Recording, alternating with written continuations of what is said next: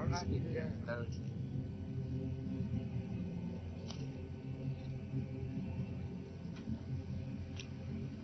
may need a glass of water. I could have that. Yeah? Yes. Yeah.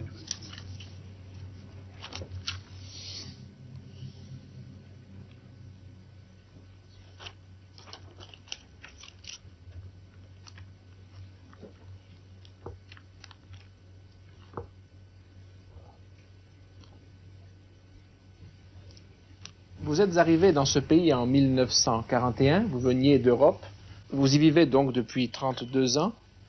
Quand vous arrivez en Europe, quelle est votre impression dominante?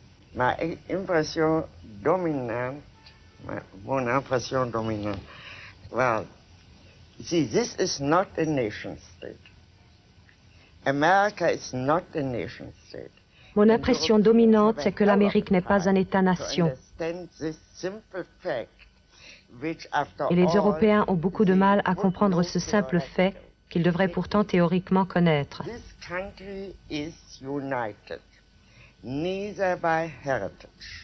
Ce pays n'est uni ni par un héritage, ni par des souvenirs, ni par le sol, ni par la langue, ni par une origine identique.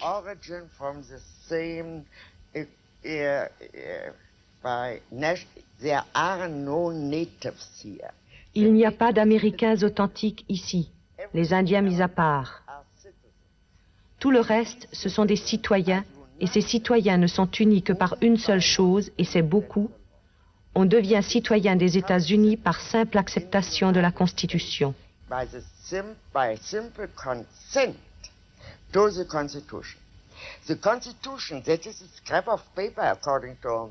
La Constitution, du point de vue français ou allemand, n'est qu'un morceau de papier. On peut la modifier. Mais ici, c'est un document sacré. C'est le souvenir constant d'un acte unique et sacré. L'acte de fondation des États-Unis.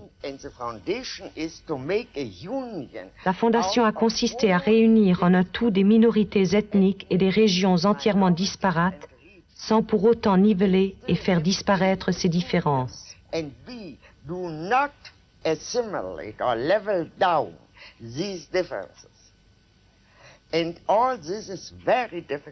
Tout cela est très difficile à comprendre pour un étranger.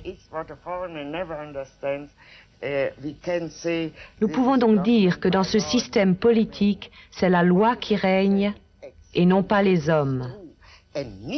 Jusqu'à quel point ceci est vrai et a besoin d'être vrai pour le bien du pays, j'ai failli dire de la nation, pour le bien de l'ensemble des États-Unis d'Amérique, pour la République, à vrai dire. Durant les 10 années qui viennent de s'écouler, l'Amérique a connu une vague de violence politique marquée par l'assassinat du président, de son frère, par la guerre du Vietnam, par l'affaire du Watergate.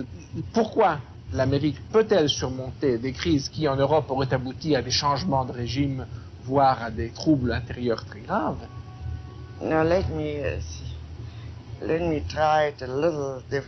Je voudrais poser le problème d'une façon légèrement différente. Je pense en effet que le tournant dans toute cette affaire a été l'assassinat du président. De quelque façon qu'on l'explique, et quoi qu'on sache ou qu'on ne sache pas à ce sujet, il était absolument évident que pour la première fois, depuis très longtemps dans l'histoire américaine, un crime s'était directement mêlé au processus politique et l'avait transformé.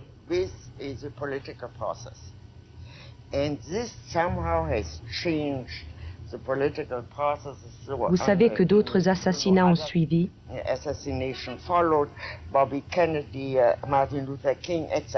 En dernier lieu, l'attentat contre Wallace appartient à cette même catégorie d'actes. L'affaire du Watergate a révélé l'une des plus profondes crises constitutionnelles que l'Amérique ait jamais connue.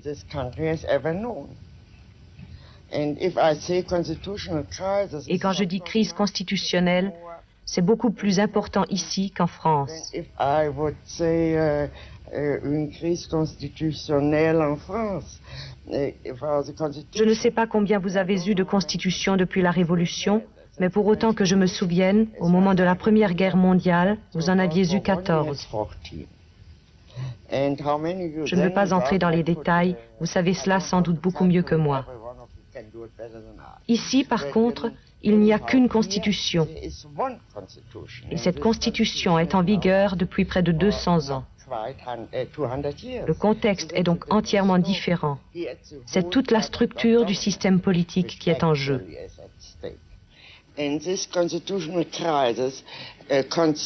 Cette crise constitutionnelle représente pour la première fois aux États-Unis un conflit ouvert entre le législatif et l'exécutif.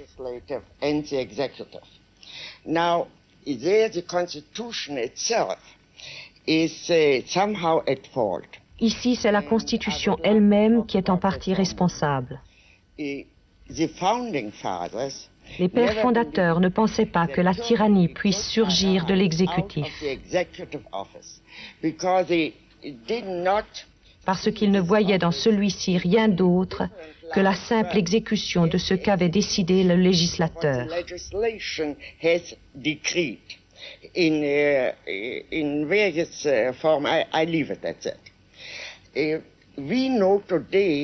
Nous savons aujourd'hui que le plus grand danger de tyrannie vient de l'exécutif.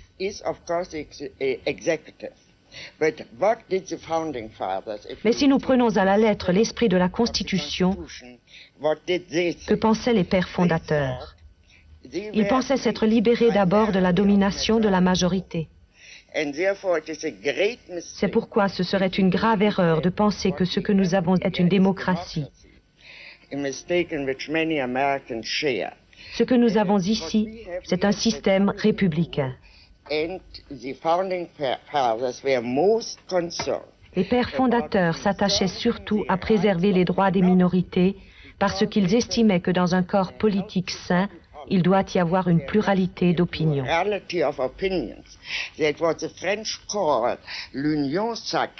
Ce que les Français appellent l'union sacrée était précisément pour eux ce dont il ne fallait pas.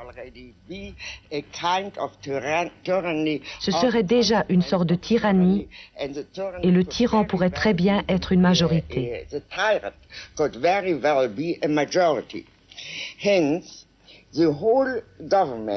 Par conséquent, le système politique tout entier est organisé de telle façon que même après la victoire de la majorité, il y a toujours une opposition.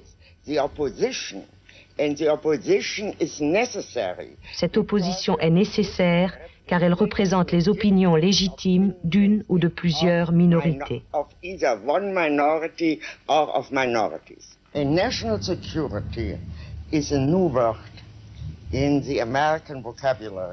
La sécurité nationale est une notion nouvelle dans le vocabulaire américain.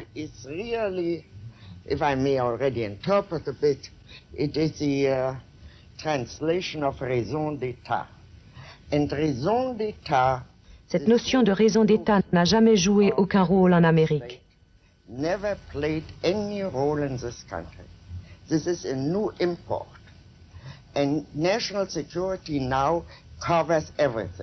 La sécurité nationale couvre maintenant toutes sortes de délits.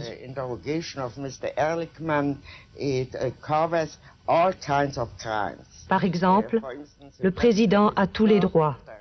Il est au-dessus de la loi. Le roi ne peut se tromper, c'est-à-dire qu'il est comme un monarque dans une république. Il est au-dessus de la loi et sa justification est toujours que quoi qu'il fasse, il le fait en vue de la sécurité nationale. En quoi, selon vous, ces applications modernes de la raison d'État, ce que vous appelez l'intrusion de la criminalité dans le domaine politique, est-elle propre à notre temps? Est-ce que ceci est propre à notre époque? This is proper at notre époque. This, I really think so. Just as the stateless business is proper at notre époque and repeats itself again and again under different aspects in different countries and in different colors. But if we come to these general questions, what is also proper à notre époque? Ce qui est également propre à notre époque, c'est l'intrusion massive de la criminalité dans la vie politique. into political processes. Je veux parler ici de quelque chose qui dépasse de loin ces crimes, que l'on cherche toujours à justifier par la raison d'État, en prétextant que ce sont des exceptions à la règle.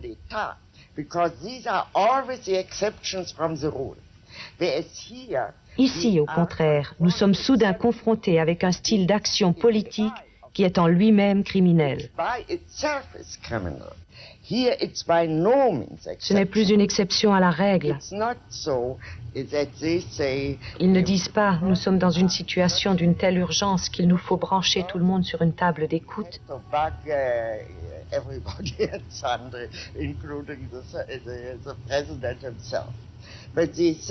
Ici, la table d'écoute fait partie du procédé politique normal. And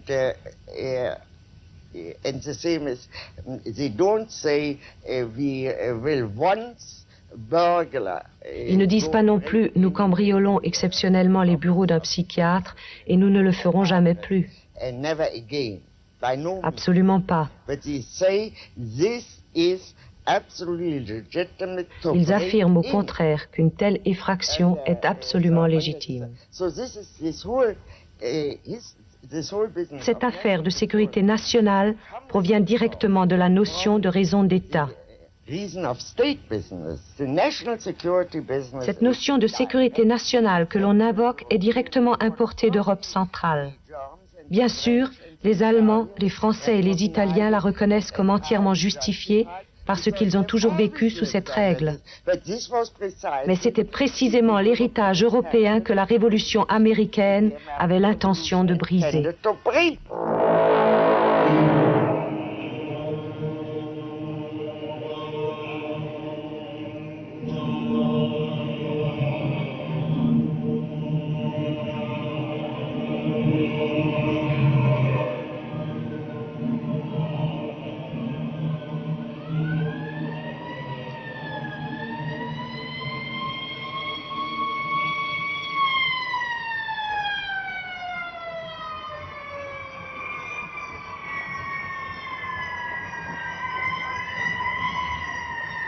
Dans votre essai consacré aux documents du Pentagone, vous décrivez la psychologie de ceux que vous appelez les spécialistes de la solution des problèmes, qui étaient à l'époque les conseillers du gouvernement américain. Et vous dites, les spécialistes de la solution des problèmes ont été définis comme des hommes très sûrs d'eux-mêmes et qui semblent rarement douter de leur aptitude à s'imposer.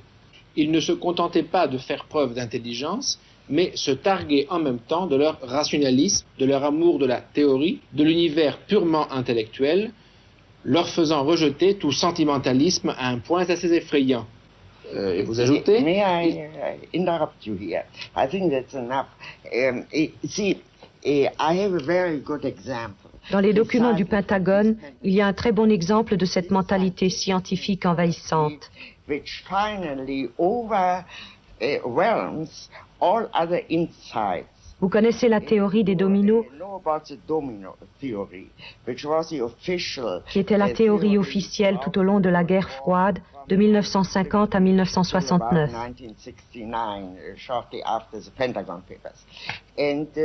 La vérité est que parmi les intellectuels très sophistiqués qui avaient écrit les documents du Pentagone, très rares étaient ceux qui croyaient en cette théorie des dominos. Au plus haut poste du gouvernement, il n'y avait que 2 ou 3 personnes qui y croyaient vraiment. Et ce n'était pas exactement parmi les plus intelligents.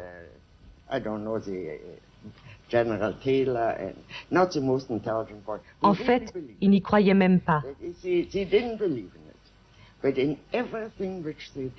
Mais toutes leurs actions s'en tenaient à cette théorie. Ils n'agissaient pas par mensonge ou parce qu'ils voulaient se faire bien voir de leurs supérieurs,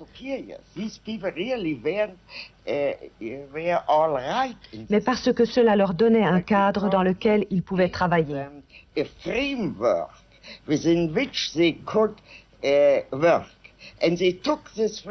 Ils avaient adopté ce cadre tout en sachant qu'il était en contradiction avec les événements et les analyses qui leur prouvaient chaque matin que ce point de vue était tout simplement faux.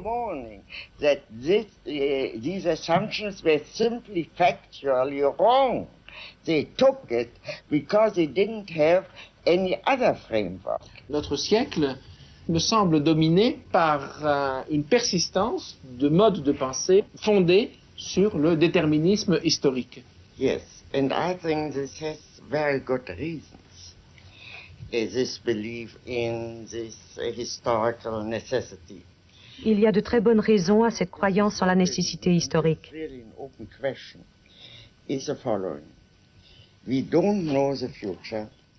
Nous ne connaissons pas l'avenir. Tout le monde agit en vue de l'avenir et personne ne sait ce qu'il fait parce que l'avenir se fait.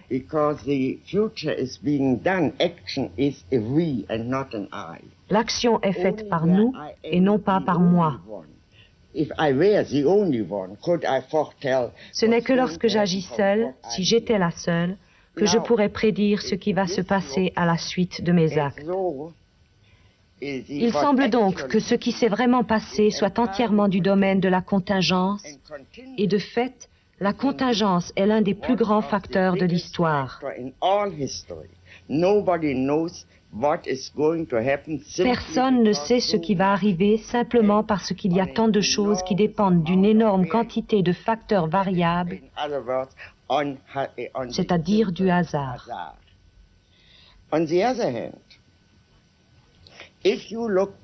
Par contre, si l'on regarde l'histoire, rétrospectivement, on peut dire que l'histoire est logique.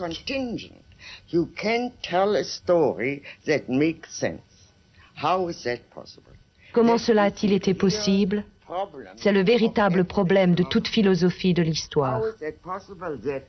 Comment est-il possible qu'après coup, il semble toujours que les choses n'auraient pas pu se passer autrement? All the variables have disappeared and reality is of such an overwhelming. La réalité a un impact si puissant que nous ne pouvons pas prendre la peine d'envisager une variété infinie de possibilités.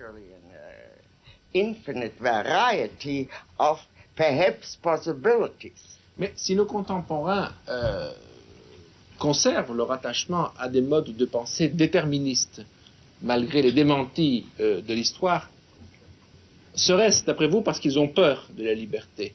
Parce qu'ils ont peur de l'imprévu? Mais ils ne le disent pas. S'ils le disaient, on pourrait immédiatement ouvrir le débat.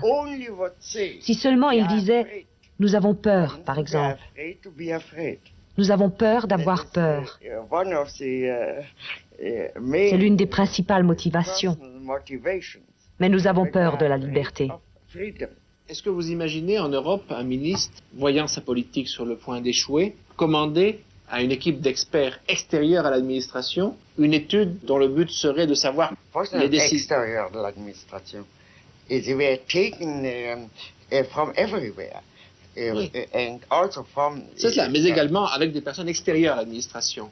Est-ce que donc vous imaginez un ministre européen dans la même situation commander une telle étude pour savoir comment cela est arrivé? Of course not. Pourquoi? Because of reason of state. À cause de la raison d'État. You know, he would have felt that he would have started immediately. Il aurait immédiatement commencé à dissimuler ses erreurs. L'attitude de McNamara était différente. J'ai cité au début de mon essai sur les documents du Pentagone l'un de ses propos. Ce n'est pas un très joli spectacle que de voir la première des superpuissances tuer ou blesser chaque semaine des milliers de non-combattants. Comment en sommes-nous arrivés là? C'est là une attitude américaine et cela montre que la situation était encore saine parce qu'il y avait encore un McNamara qui voulait en tirer un enseignement.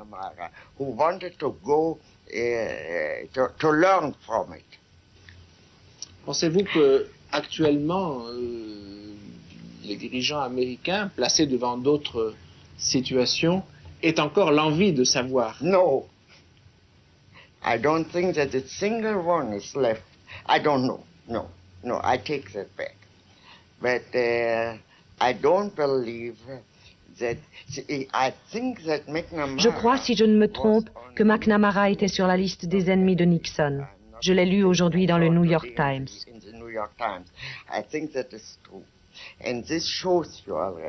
Cela vous montre déjà que toute cette attitude n'existe plus dans la vie politique américaine au niveau le plus élevé.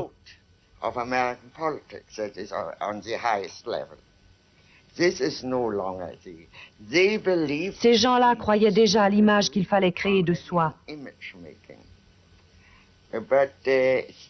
Mais en se disant, pourquoi n'avons-nous pas réussi à nous créer une image? Et on pourrait dire qu'il ne s'agissait que d'image.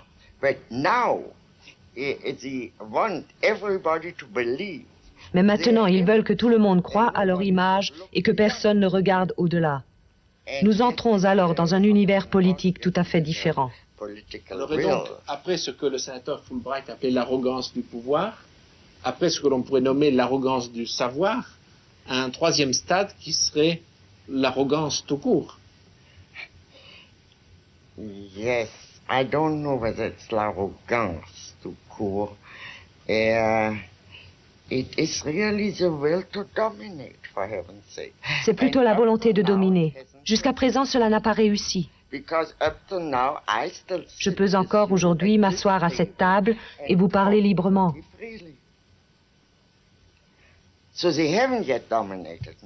Donc ils ne m'ont pas encore dominé et je n'ai pas peur.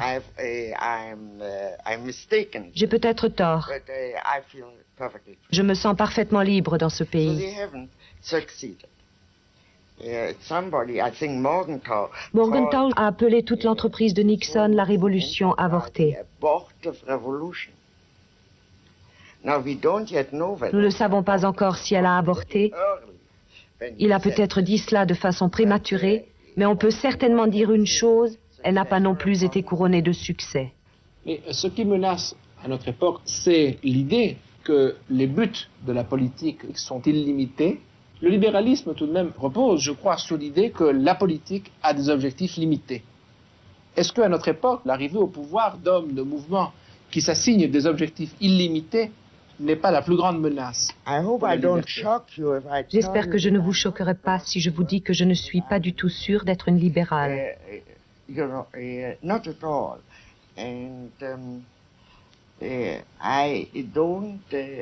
n'ai vraiment aucun credo en la matière.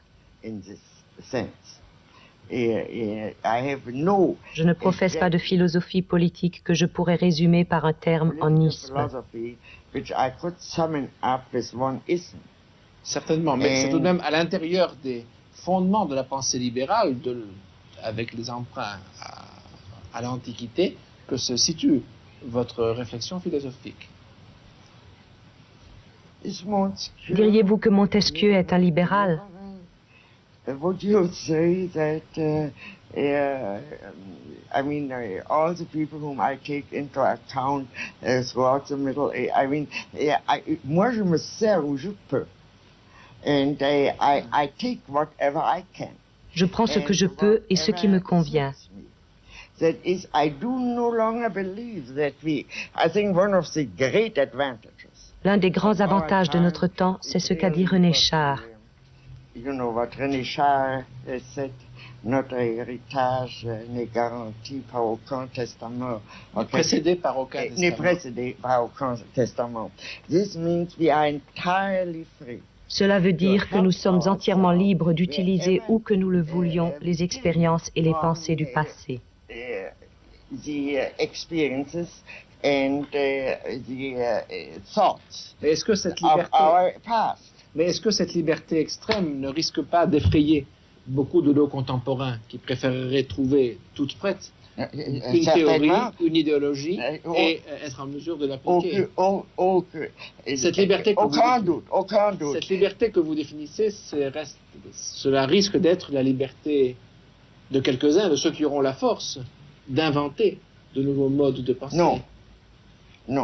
It rests only on a conviction. Elle ne repose que sur la conviction que chaque être humain, en tant qu'être pensant, peut réfléchir aussi bien que moi et peut former son propre jugement s'il le veut.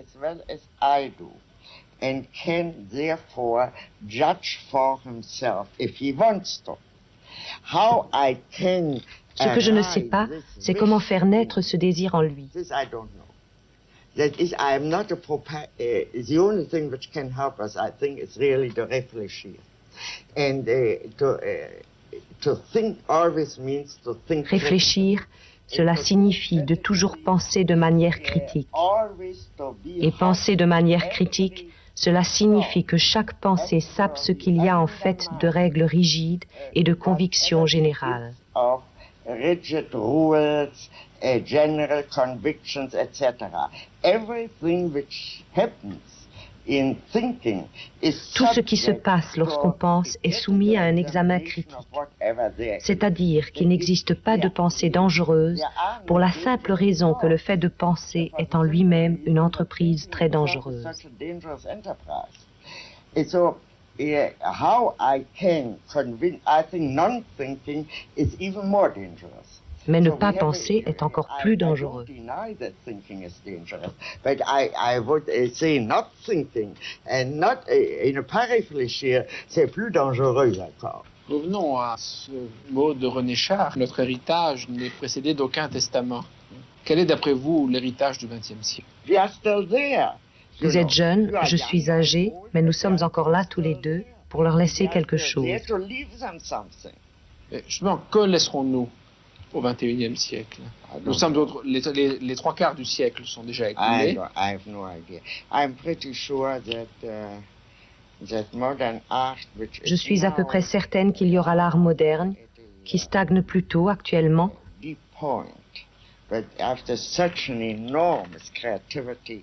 Mais après la grande créativité des 40 premières années de ce siècle, notamment en France, il est naturel qu'il se produise un certain épuisement. Ce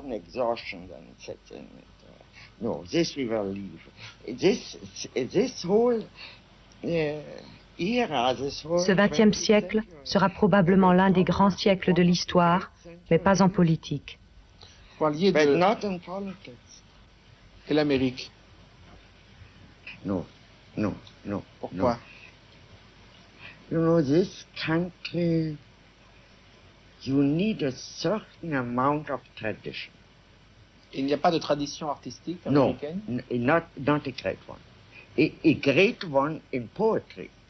En poésie, oui. In novels. Dans le roman, en littérature. Etc. But Mais la seule chose qu'on puisse vraiment mentionner, c'est l'architecture. Ces bâtiments de pierre sont comme des tentes de nomades pétrifiés.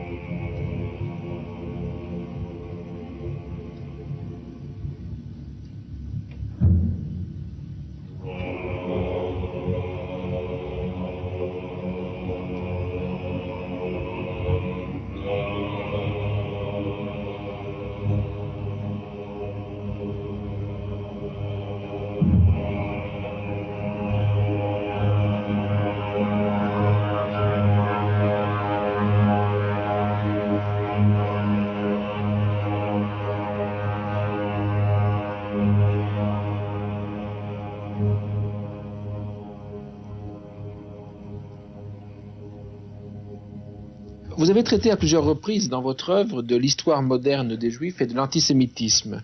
Vous dites à la fin de l'un de vos ouvrages que la naissance du mouvement sioniste à la fin du XIXe siècle a été la seule réponse politique que les Juifs aient jamais trouvée à l'antisémitisme. en quoi l'existence d'Israël a changé le contexte politique et psychologique dans lequel vivent les Juifs dans le monde.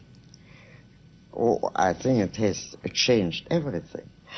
The Jewish people, Je crois que cela a tout changé. Aujourd'hui, le peuple juif est vraiment uni derrière Israël. Ils sentent qu'ils ont un État, une représentation politique, tout comme les Irlandais, les Anglais ou les Français. Ils ont non seulement une patrie, mais ils ont un État-nation et leur attitude tout entière envers les Arabes dépend pour une grande part d'une identification que les Juifs venant d'Europe centrale ont toujours faite, instinctivement et sans réfléchir. L'État doit être nécessairement un État-nation.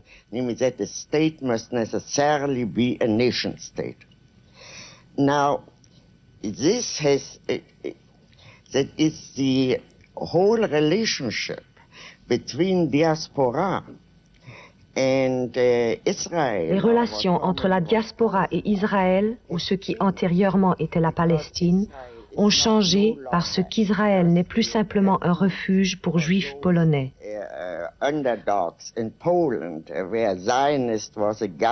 Un sioniste était alors un homme qui essayait d'obtenir de l'argent des Juifs riches pour les pauvres Juifs polonais. Mais aujourd'hui, Israël est le représentant du peuple juif dans le monde entier. Que cela nous plaise ou non, c'est une autre question.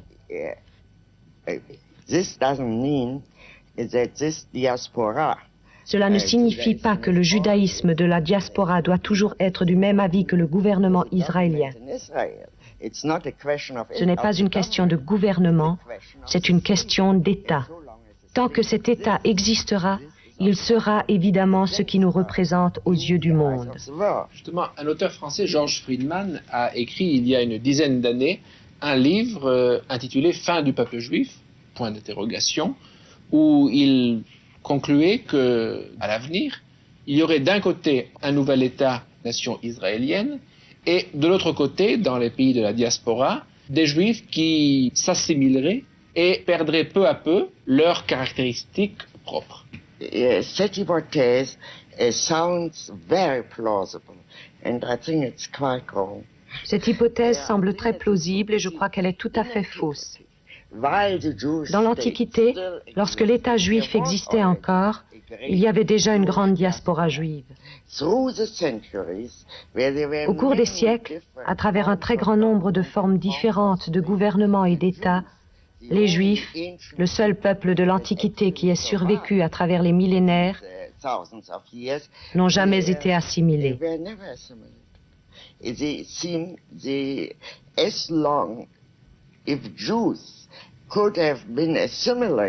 Si les Juifs avaient pu être assimilés, il y a longtemps qu'ils l'auraient été. Il y a eu une occasion pendant la période espagnole, il y en a eu une autre pendant la période romaine, puis évidemment au XVIIIe et au XIXe siècle. Un peuple, une collectivité ne se suicide pas. Monsieur Friedman se trompe parce qu'il ne comprend pas que le sentiment des intellectuels qui peuvent changer en effet de nationalité et absorber une autre culture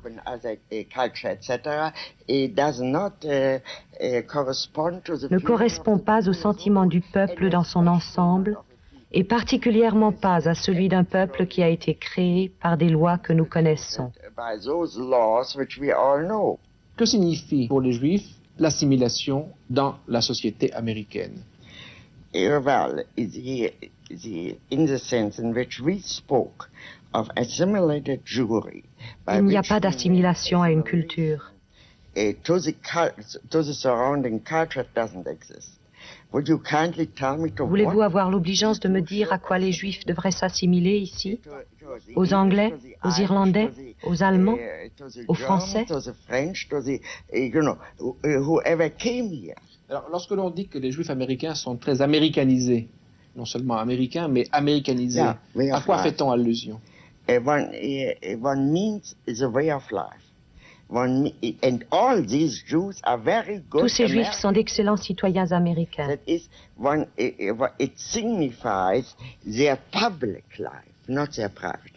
Leur vie privée et leur vie sociale sont aujourd'hui plus juives qu'elles ne l'ont jamais été.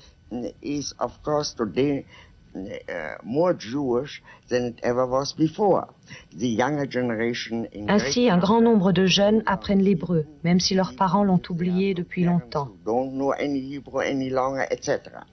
Mais l'essentiel, c'est Israël. Est-on pour ou contre Israël? Prenez par exemple les Juifs allemands de ma propre génération qui ont émigré aux États-Unis. En très peu de temps, ils sont devenus des Juifs très nationalistes, beaucoup plus nationalistes que je ne l'ai jamais été, en dépit du fait que j'étais, moi, sioniste et qu'ils ne l'étaient pas. Je n'ai jamais dit « je suis allemande », j'ai toujours dit « je suis juive ». Mais maintenant, à quoi s'assimilent-ils? À la communauté juive. Puisqu'ils étaient habitués à l'assimilation, ils se sont assimilés à la communauté juive d'Amérique. Avec la ferveur de nouveaux convertis, ils sont devenus ultranationalistes et pro-israéliens. À travers l'histoire, ce qui a assuré la survie du peuple juif, cela a été essentiellement un lien de nature religieuse. Nous sommes à une époque où l'ensemble des religions connaissent une crise et où le lien religieux tend à s'affaiblir. Dans ces conditions, qu'est-ce qui, à l'époque contemporaine, fait l'unité du peuple juif à travers le monde? Je crois qu'ici, vous vous trompez légèrement. Lorsque vous dites religion, vous pensez évidemment à la religion chrétienne qui est un credo, une croyance, une foi.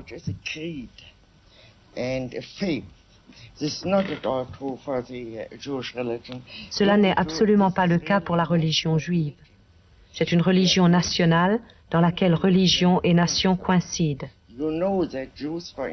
Vous savez que les Juifs, par exemple, ne reconnaissent pas le baptême des Juifs convertis au christianisme. Tout se passe comme si cet acte n'existait pas. D'après la loi juive, un Juif reste toujours Juif.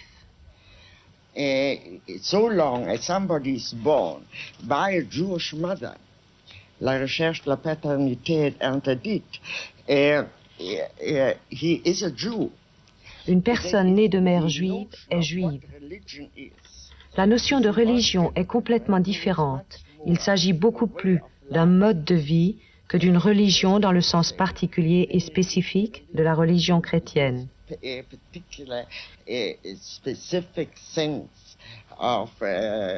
Of the Christian religion. I remember, for instance, I had a Jewish instruction. J'ai eu une éducation juive et je me souviens lorsque j'avais environ 14 ans, je me suis révoltée contre notre professeur et j'ai voulu le choquer.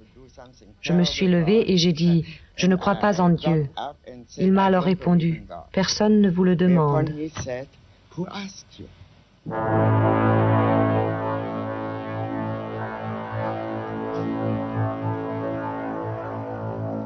Votre premier livre, publié en 1951, a pour titre « Les origines du totalitarisme ». Dans ce livre, vous avez voulu non seulement décrire un phénomène, mais aussi l'expliquer. D'où cette question, qu'est-ce pour vous que le totalitarisme? Oui, enfin, let me start with making certain distinctions. Je voudrais commencer par faire certaines distinctions sur lesquelles tout le monde n'est pas d'accord.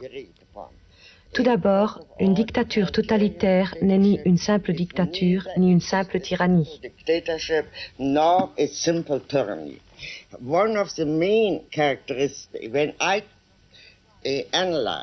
Lorsque je vois un système totalitaire, j'essaie de l'analyser comme une nouvelle forme de système politique inconnu auparavant. Pour cela, j'essaie d'énumérer ses caractéristiques principales.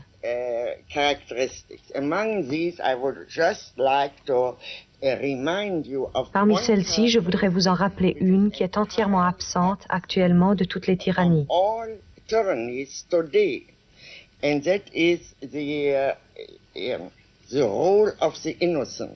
Il s'agit du rôle des innocents, des victimes innocentes. Sous Staline, il n'était pas nécessaire de faire quoi que ce soit pour être déporté ou pour être exécuté. given the role according to the dynamism of history. La dynamique de l'histoire attribuait un rôle à cette victime et elle devait jouer ce rôle, quoi qu'elle ait fait par ailleurs.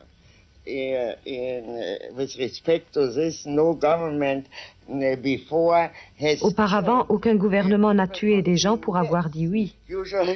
Généralement, un gouvernement ou un tyran tuait les gens parce qu'ils disaient non. Now I was reminded by a friend that something very similar. Un de mes amis m'a rappelé qu'une idée très similaire avait été énoncée en Chine il y a plusieurs siècles.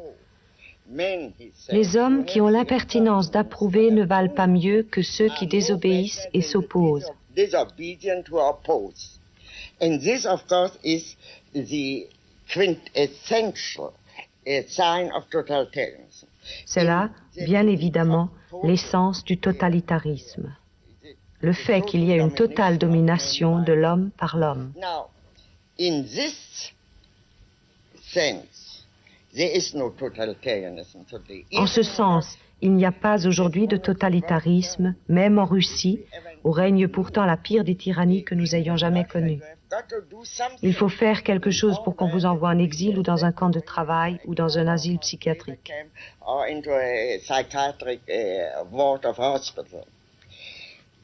Now, let's for a moment see what tyranny is.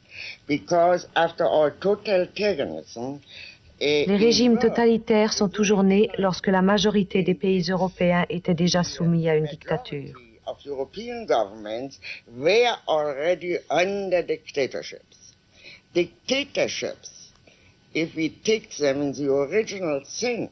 La dictature dans le sens original du concept et du mot n'est pas une tyrannie, c'est une suspension temporaire des lois en cas d'urgence, généralement pendant une guerre ou une guerre civile.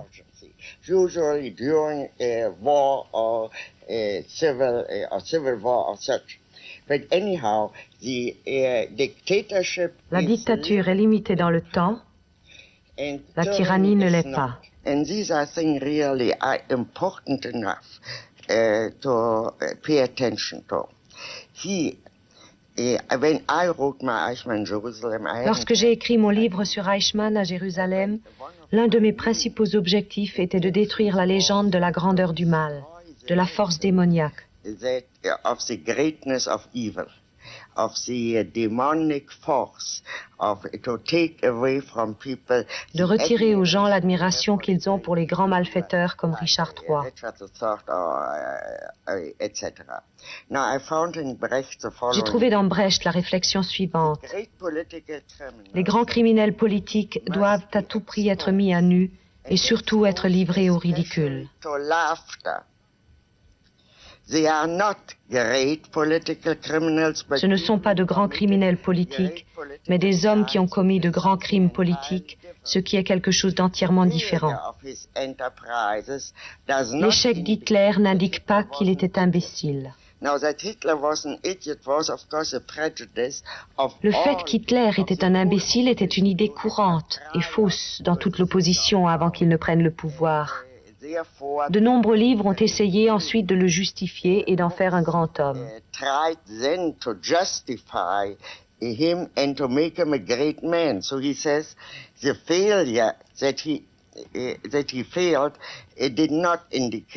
Le fait qu'il ait échoué n'indique pas qu'Hitler était un imbécile et l'envergure de ses entreprises n'en fait pas un grand homme. Ce n'est ni l'un ni l'autre. C'est-à-dire que toute cette notion de grandeur n'a pas d'application. Si les classes dirigeantes, dit Brecht, permettent à un petit escroc de devenir un grand escroc, il n'a pas droit à une position privilégiée dans l'histoire. C'est-à-dire que le fait qu'il devienne un grand escroc et que ce qu'il fait a des conséquences graves ne le grandit pas. Puis il dit, sur un plan général et de façon abrupte, on peut dire que la tragédie traite des souffrances de l'humanité d'une façon moins sérieuse que la comédie. Ceci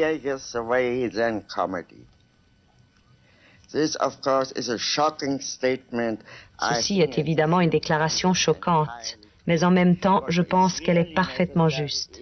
If you want to keep your integrity under these circumstances, Si l'on veut garder son intégrité en de telles circonstances, on ne peut le faire que si l'on se souvient, quoi qu'il fasse, et même s'il a tué 10 millions de personnes, ce n'est qu'un clown. Lorsque vous avez publié votre livre sur le procès Eichmann, cet ouvrage a provoqué des réactions très violentes. Pourquoi cette réaction? Well, as I said before, this controversy was partly caused. Cette controverse était due en partie au fait que j'avais attaqué la bureaucratie. And if you attack a bureaucracy, Si l'on attaque une bureaucratie, il faut s'attendre à ce qu'elle se défende, qu'elle vous attaque, qu'elle essaie de vous rendre la vie impossible. try to make you impossible and everything which goes with it. That is more or less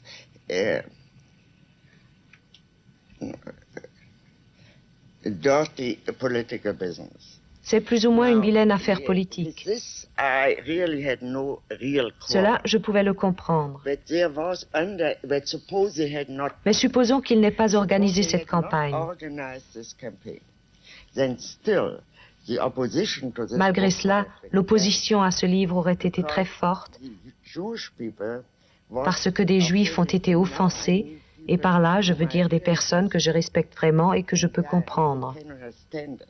They were offended chiefly Ils étaient surtout offensés par ce que dit Brecht, by laughter. par le rire. My laughter was at that time kind of innocent. Mon rire à ce moment-là était plus ou moins innocent.